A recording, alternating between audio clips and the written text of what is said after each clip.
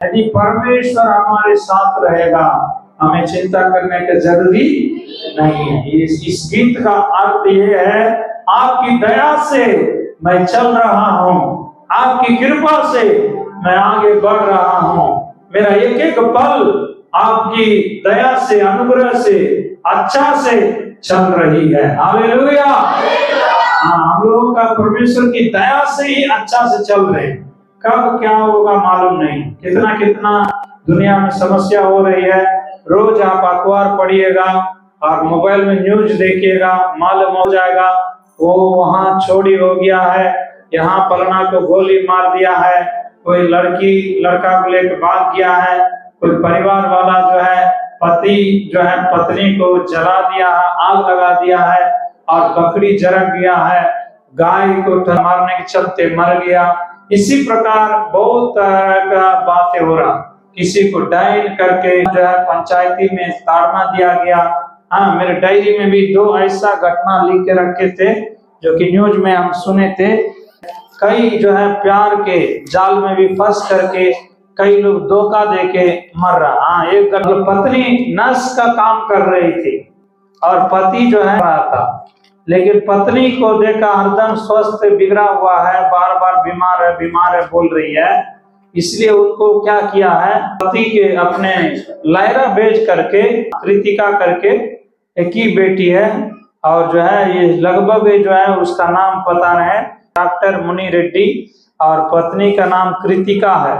पति भी स्किन का क्लिनिक रखा हुआ, पत्नी भी नर्स का काम कर रही है। कर्नाटका में एक घटना है, उसका पत्नी को गैस प्रॉब्लम बार बार आने के चलते वो थोड़ा सा तबीयत खराब रहती थी, लेकिन इसके चलते उन्होंने क्या किया और पत्नी को लायरा भेज दिया। वहां पर जाने के बाद भी और सही नहीं हुआ करके सुनने में आ रहा है। वो क्या किया, उसको वहीं जो है इंजेक्शन देने लगा। वो कौन सा इंजेक्शन है, बेहोश होने के लिए जो डालते हैं, वो बेहोशी सुइया आईवी जो है वो उसको लगातार 3 दिन डालते रह गया। वो भी पत्नी भी सोची ठीक है मेरा पति डॉक्टर है इसलिए मेरे साथ कुछ ये नहीं करेगा, नहीं आपको समस्या दूर हो जाएगा बोल करके आईवी जो है बेहोशी सुइया डाल करके जब भी उसको क्या कर दिया, 3 दिन बेहोशी ज्यादा डालने के बाद, वो भी एक लिमिटेशन में ही डाला जा सकता है, लेकिन ज्यादा डालते 3 दिन के बाद मर गई। मरने के बाद एक्शन किया कि मर गई है, लेके बड़ा हॉस्पिटल जा रहे हैं करके लेके जा रहा, लेकिन पहले से मरा हुआ था। हॉस्पिटल में जाने के बाद मरा करके घोषित किया गया, जो कि पति पत्नी को सुइया देके मार दिया। इस प्रकार की घटनाएं हो रही है। और एक घटना है तिरुवनंतपुरम, केरला तिरुवनंतपुरम में, वहां पर भी एक लड़का लड़की प्रेम करती थी, और जो है बाद में क्या हो गया, उसको उससे भी अच्छा ऑफर मिल गया। एक मिलिट्री वाला लड़का को घर वाला लोग देखने लगा, और देखी वो सोची कि ठीक है हमको ये जो है ये लाइफ अच्छा रहेगा, बेटर रहेगा।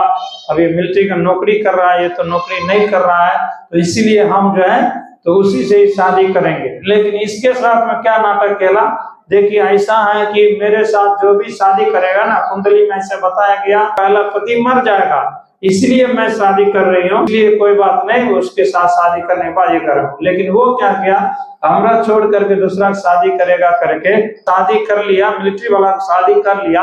और शादी करने के बाद जो है वो पहला वाला जो तंग कर रहा था इसको, लास्ट में क्या किया है, उसको वो जो है दोनों प्लान बना करके उसको कुछ ऐसा दाम करके उसको मार दिया पति को। वो भी प्रकट हो गया, बाद में पकड़ा गया। जो मिलिट्री वाला लड़का था उसका पत्नी खुद जो शादी किया वो मार दिया अपना लवर के चलते। इस प्रकार की घटनाएं रोज प्रतिदिन हो रही है, सुनने के लिए मिल रहा है। तो आज अंत के दिनों में क्या हो रहा है, प्रेम ठंडा हो रही है, परमेश्वर से भी प्रेम ठंडा हो रहा है, साथ ही साथ मनुष्य के साथ भी प्रेम ठंडा हो रहा, कई जगह धोखाएं मिल रही है। इसलिए हम इन दिनों में वचन पढ़िएगा, 24 अध्याय में लिखा है ना, मत्ती रचित सुसमाचार 24 अध्याय में अंत का चिन्ह में ये भी एक चिन्ह है। आप पढ़ेंगे तो मालूम होगा, 11 और जो है 12 को पढ़ेंगे।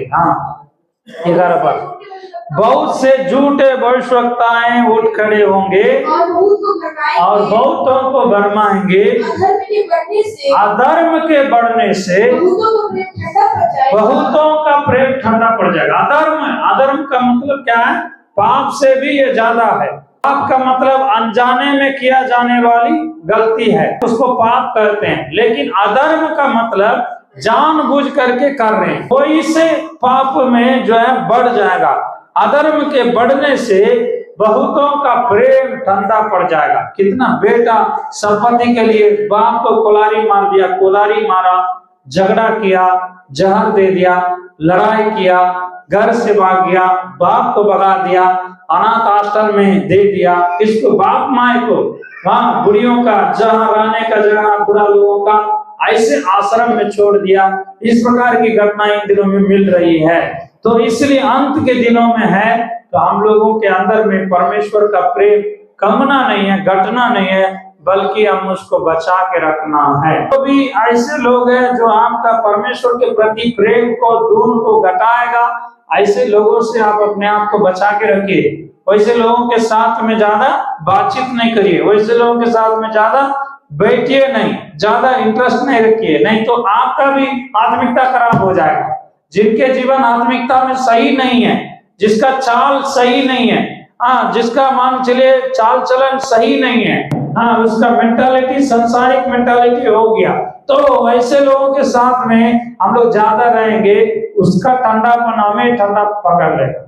लेकिन जो है गर्म, यदि जो आत्मिकता में गर्म रहते हैं, प्रभु के लिए उत्साह रहते हैं, धुन में रहते हैं, ऐसे लोगों के साथ बैठेंगे, संगति करेंगे बार बार, तो हमारा जो है उत्साह और भी बढ़ेगा, परमेश्वर हमें आशीष करेंगे।